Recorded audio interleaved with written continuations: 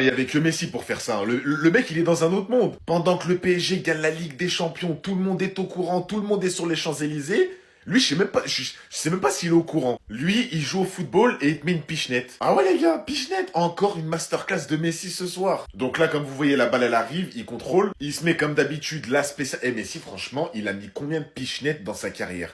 Je crois que c'est le joueur qui a mis le plus de pichenettes de tous les temps. Là, il se met sur son pied gauche, tu connais la spéciale. Et là, comme d'habitude, le gardien se fait lober, il peut rien faire. Et bam, ça finit en célébration. Regardez, il me fait trop rire quand il va célébrer. Non, les gars, est-ce qu'il y a que moi qui est toujours dans le train Messi? Est-ce qu'il y a que moi qui regarde les résumés de matchs de Messi? Est-ce qu'il y a que moi qui est hype pour la Coupe du Monde 2026 de Messi? Même si bon, il en a déjà gagné une, il a fait le job. Il y aura l'équipe de France, il y aura l'Espagne de Yamal, bref, il y aura plein d'équipes. 865 buts en carrière en 1103 matchs. Pour un mec qui, je le rappelle, n'est pas numéro 9 et a distribué des pénaltys toute sa carrière et a fait marquer les autres toute sa carrière. Et au passage, c'est le meilleur passeur décisif de tous les temps. Donc c'est le meilleur passeur de tous les temps. Mais en fait, Messi, je vous jure, je pense à 50 ans, il sera toujours fort au foot. Je sais pas comment expliquer. Au niveau du cardio, des efforts, tout ça, bien sûr que ça va diminuer, il prend de l'âge. Mais son pied gauche, les gars, son talent, ça partira jamais. Tu te rends compte qu'à 38 ans, je crois, il a 38, il te met encore des coups francs, il te met encore des pichenettes. Il te met encore des passes décisives. Il est à la construction du jeu. Il est au four et au moulin encore. Le mec, il se dit même pas, vas-y, je vais aller plus devant, je vais marquer, je vais moins faire d'efforts. Non, le mec, il est au milieu de terrain, il distribue caviar sur caviar. Ils ont déjà commencé les bêtises là. Ils ont déjà commencé les conneries là. Dembélé ballon d'or, ça y est, il va passer où pour être ballon d'or? Dembélé, attends, il a commencé à enlever mes boutons. S'ils ont donné ballon d'or à Dembélé là, c'est là ils vont nous connaître. Parce que ballon d'or de cette année, il vient du Barça.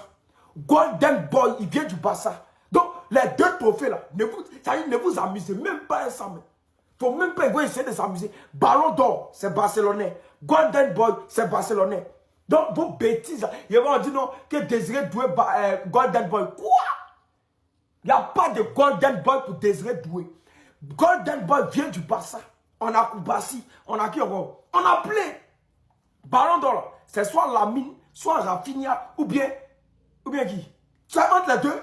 Ou bien on peut ajouter Pedri dessus même. Quel nom Dembélé ballon d'or? Ballon d'or depuis quand? Lui va passer où pour être ballon d'or? Il a fait quoi et puis il va être ballon d'or? Lui il a fait quoi et puis lui il va être ballon d'or? J'ai payé la prix Ligue des Champions quoi. Il a fait quoi? Et puis lui il va être ballon d'or. Il a fait quoi? Non hein? Ça y est, depuis là, je voulais faire la vidéo, il n'est même pas la force. À Rojo. C'est à Rojo hein? Arojo. Arojo. Il nous a mis dans les problèmes. Arojo nous a tués.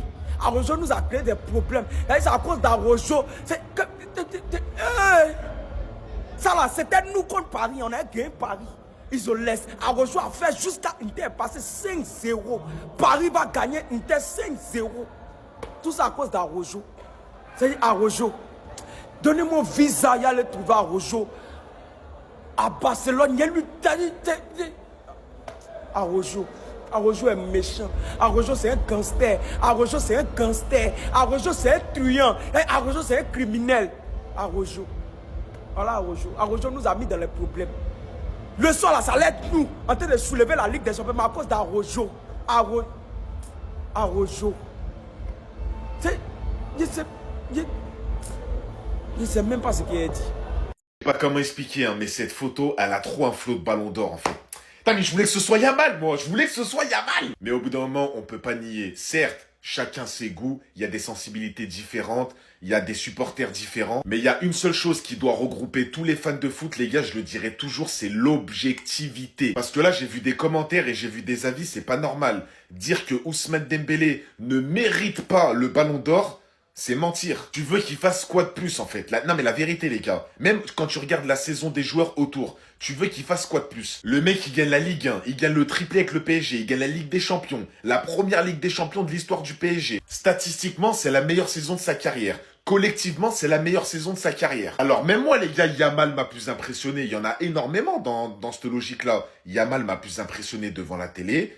Mais si Dembélé prend le ballon d'or, ce sera mérité. Wesh, tu ne peux... Mais c'est impossible de dire que c'est pas mérité, les gars. C'est un remake de Benzema 2022. Alors, Benzema 2022, c'est quand même plus fort, je pense. Mais c'est un remake. C'est le mec cette année, tu ne peux pas l'arrêter. Pousse-toi, il est en mission. Même ce soir en finale, il y en a, ils disent ouais, il a pas marqué. Mais vous êtes sérieux les gars? Le mec, son équipe, il gagne 5-0, il te met un doublé de passes décisives, donc il pense au collectif avant lui-même. Il te met une talonnade à Vitinha qui n'est pas retenue comme une passe D, mais moi je la compte comme une passe décisive, qui amène le deuxième but de Désiré Doué. Et il y en a les gars, vous êtes pas objectifs et vous venez nous dire il mérite pas le ballon d'or. Non mais franchement au bout d'un moment faut arrêter. Soyez toujours objectifs, arrêtez de faire passer vos préférences avant l'objectivité, c'est pas normal. Ousmane, s'il prend le ballon d'or, c'est mérité. Donc au final, c'est au quart, lorsqu'ils affrontent pas une équipe où il y a full blessé, comme en quart contre le Bayern, avec Moussiala blessé, Neuer blessé, Davies blessé, Upamecano blessé, contre le Barça en demi-finale, Lewandowski blessé, Koundé blessé, Baldé blessé, et qu'ils n'ont pas un putain d'arbitre de merde qui les avantage. Au cas où vous savez pas, ce même arbitre qui a arbitré la demi-finale s'est fait suspendre, il a pu arbitrer aucune finale, et que dans l'équipe d'en face, il n'y a pas un saboteur qui a merdé 2 saisons d'affilée, bah ils sont tout simplement tout mignons.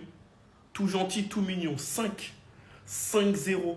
En finale de Ligue des Champions, 5-0. En se faisant martyriser de A à Z. Jusqu'à Enrique, il a fait croquer les petits, un petit Titi qui est venu marquer en finale de Ligue des Champions. Dumfries, quand c'est pas Gérard Martin en face, bizarrement, il est tout mignon, il est tout gentil, il est tout sympa. La conclusion, c'est saison blanche et c'est bien fait pour eux. Sur les dernières années, c'est eux qui offrent les premières Ligues des Champions, à City et au PSG. Pour l'Inter, comme il n'y avait pas leur gars sûr sur le terrain et que l'arbitrage hier était très très correct et que toutes les fautes d'anti-jeu de l'Inter ont été sifflées, rien que la première faute de Bastoni où il pousse Doué, elle a directement été sifflée. Ah là, bizarrement, c'est tout de suite plus compliqué. Ils nous ont privés d'une finale de dingue, tout ça pour faire ça.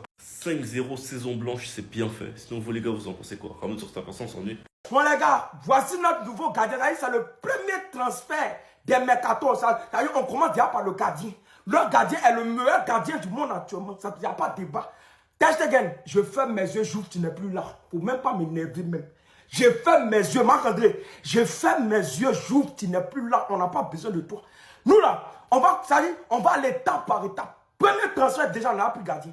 On dit lui là, il est très fort, c'est le meilleur gardien. D'ailleurs même, le fait qu'il soit barcelonais, il est déjà le meilleur gardien du monde. Ça, c'est la base d'abord. D'ailleurs, il est barcelonais, il est déjà le meilleur gardien du monde. Ça c'est déjà la base. Maintenant, on a commencé par le gardien, non? On va aller un peu. Il est en attaque. C'est notre premier transfert déjà.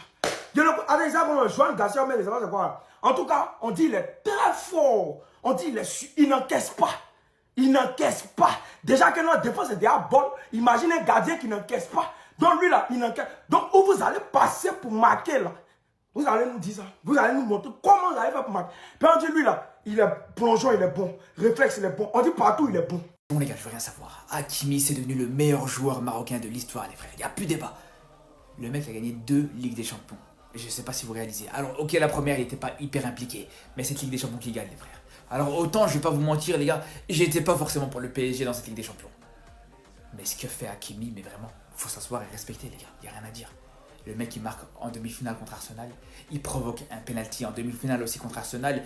Et il marque en finale. Il rejoint le cercle très fermé des joueurs africains qui marquent en finale de Ligue des Champions, les gars. Il n'y en a pas 150. Les seuls joueurs qui ont réussi ça, c'est des noms comme Eto'o, Drogba et tout ça, les gars. Je sais pas si vous réalisez. Alors, ok, vous allez me dire, ouais, c'est pas suffisant pour le considérer comme le meilleur joueur marocain de l'histoire, vu qu'il a pas encore gagné la CAN. Mais pour moi, les gars, il a fait tout aussi bien, voire mieux. En allant en demi-finale de Coupe du Monde, faut pas oublier, les gars. D'ailleurs, même pour ces saisons, les gars. Pour moi, je vous dis la vérité, le joueur qui doit le prendre, ça reste Lamine Yamal. C'est le joueur qui m'a le plus impressionné cette saison, ça, y a aucun débat. Mais même imaginons si Hakimi le prend, c'est pas un vol. C'est loin d'être un vol. Pour moi, Hakimi le mérite même plus que Dembélé, les frères. Je vous l'ai dit et je vous le redis encore. Le mec a été régulier, a été constant depuis le début de la saison jusqu'à marquer en finale de Ligue des Champions. Non, vraiment, les gars, encore une fois, je vous le dis, bravo à lui.